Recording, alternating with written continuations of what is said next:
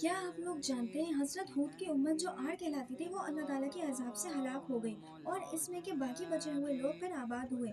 इनकी औलाद होती गई और बढ़ती गई। उन्होंने अपना नाम समूद रखा। ये लोग भी आहिस्ता आहिस्ता बुत परस्ती करने लगे और बुरे कामों में पड़ गए। तो अल्लाह तबारक व तआला ने इनके पास हज़रत सलेह अलैहिस्सलाम को नबी बनाकर भेजा।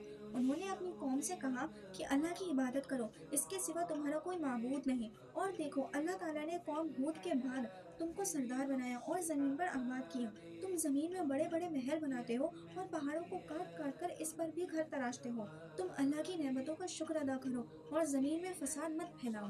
इनकी कौम के अमीर और सरदार लोग जो गुरूर करते थे, इन्होंने इन गरीबों से पूछा जो हजरत सलेह अलैहिस्सलाम पर ईमान ले आए थे कि भला तुमको यकीन है कि सलेह को अल्लाह ताला ने नबी बनाकर भेजा है। इन गरीब ईमान वालों ने कहा कि हाँ, हमको यकीन है कि हजरत सलेह अलैहिस्सलाम को अल्लाह ताला ने नबी बनाकर भेजा है। इस पर मगरूर अमीर कहने लगे कि अच्छा तुम ईमान लाओ, हम तो ईमान नहीं लाते। इन अमीर लोगों को ये ताज्जुब हुआ कि अगर अल्लाह पाक किसी को नबी बनाकर भेजते तो हम अमीरों में से किसी को नबी बनाते।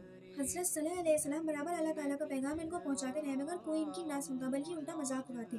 आखिर इन लोगों ने फैसला कर लिया कि हजरत सल्लल्लाहु अलैहि वसल्लम से कहा जाए कि अगर सच्चे नबी हो तो इस पहाड़ में से ऊँटनी पैदा कर दें।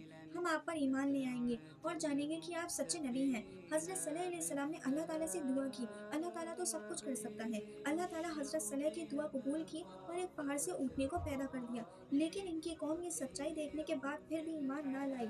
ये अल्लाह की ऊँटनी ऐसी थी कि जिस चश्मे पर जाकर पानी पीती थी, सब पानी खत्म कर देती थी। अब तो इनकी कौम के लोग और भी परेशान हुए। हज़रत सलेह अलैहिस्सलाम ने अपनी कौम से कहा कि देखो, इस ऊँटनी के लिए बारी मुकर्रर कर लो। एक रोज़ तुम्हारे जानवर चश्मे से पानी पिएंगे और एक रोज़ ये ऊँटनी पिए। लेकिन देखो, इसको बुरी नीयत से हाथ ना लगाना, यानी इसको तकलीफ ना पहुंचाना, वरना तुम्हारे हक में अच्छा ना होगा।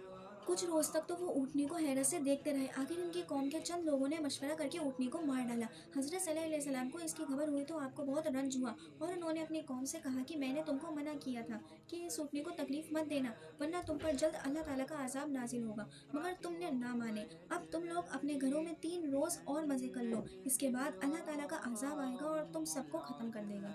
चुनांचे ऐसा ही हुआ। अल्लाह ताला ने हज़रत सल्लल्लाहु अलैहि वसल्लम उन लोगों को बचा लिया जो ईमान ले आए थे, लेकिन जो ईमान नहीं ले आए थे, एक बड़ी हैबतनाक और खौफनाक आवाज़ पैदा हुई, जिससे वो अपने घरों में औंधे पड़े रह गए और मर गए। ऐसा मालूम होता था कि कभी यहाँ रहते ही ना हों। जो लोग खुदा के हुक्म पर नहीं चलते और पैगंबरों का कहना नहीं मानते, इनका यही हाल होता है। अल्लाह पाक हम सबको अपने अज़ाब से बचाए और अपने रसूल की इताअत नसीब करे। आमीन।